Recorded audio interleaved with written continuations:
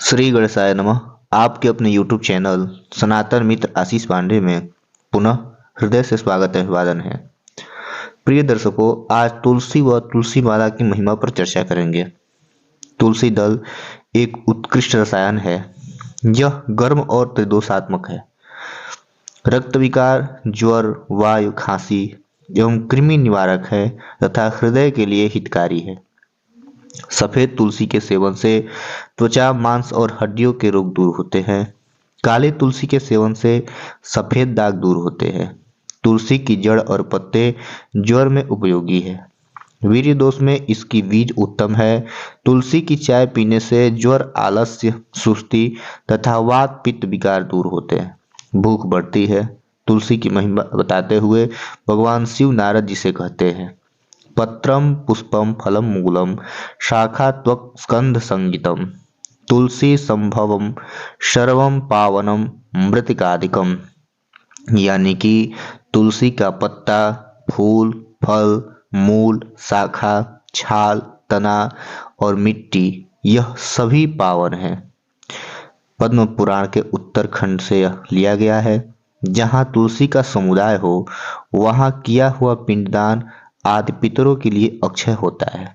तुलसी seven से शरीर स्वस्थ और सुडौल बनता है।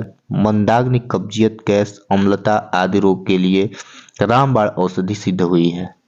गले में तुलसी की माला धारण करने से जीवन शक्ति बढ़ती है। बहुत से रोगों से मुक्ति मिलती है। तुलसी की माला पर भगवान नाम जप करने से, गले में पहनने से आवश्यक एक्यूप्रेशर बिंदुओं का दबाव पड़ता है, जिससे मानसिक तनाव में लाभ होता है।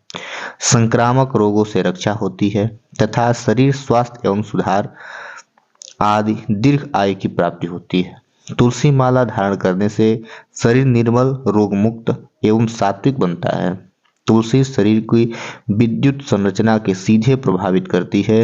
इसको धारण करने से शरीर में विद्युत शक्ति का प्रवाह बढ़ता है तथा जीव कोषों द्वारा उसको धारण करने से सामर्थ्य में वृद्धि होती है। गले में माला पहनने से विद्युतीय तरंग निकलकर रक्त संचार की रुकावट नहीं आने देती है। प्रबल विद्युत शक्ति के कारण धारक के चारों ओर चुंबकीय मंडल विद्यमान रहता है। तुलसी की माला पहनने से आवाज सुरीली होती है। गले के रोग नहीं होते। मुखड़ा गोरा एवं गुलाबी रहता है। हृदय पर झूलने वाली तुलसी माला फेफड़े और हृदय के रोगों से बचाती है। इसे धारण करने वाले के स्वभाव में सात्विकता का संचार होता है। तुलसी की माला धारक के व्यक्तित्व को आकर्षक बनाती है। कलाई में तुलसी का गजरा पहनने से नब्ज नहीं छूटती, हाथ शून्य नहीं होता, भुजाओं का बल बढ़ता है। तुलसी की जड़ें कमर में बांधने से स्त्रियों को, विशेषतः गर्भवती स्त्रियों के लिए लाभ होता है। प्रसव वेदना कम होता है और प्रसूति भी सरलता से हो जाती है।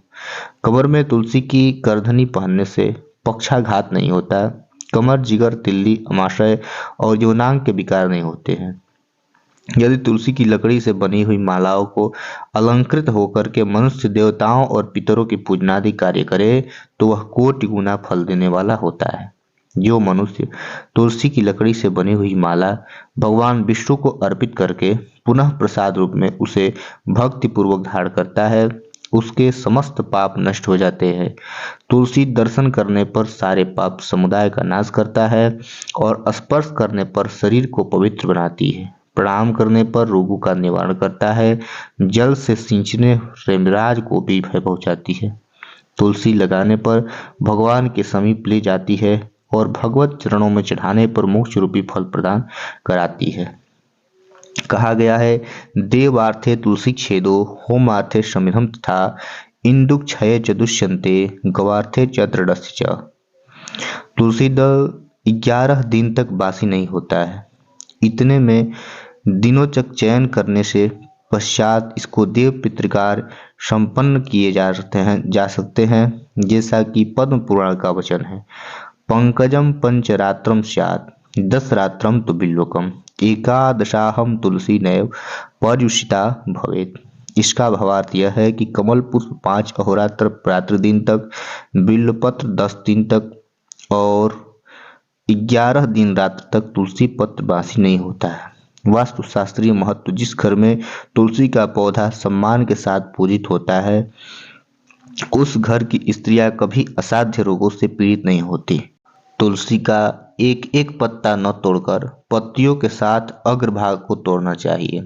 तुलसी ये विचिन्वंती धन्यास्ते करपल्लवा। तुलसी की मंजरी सब फूलों से बढ़कर मानी जाती है। मंजरी तोड़ते समय उसमें पत्तियों का रहना भी आवश्यक माना गया है।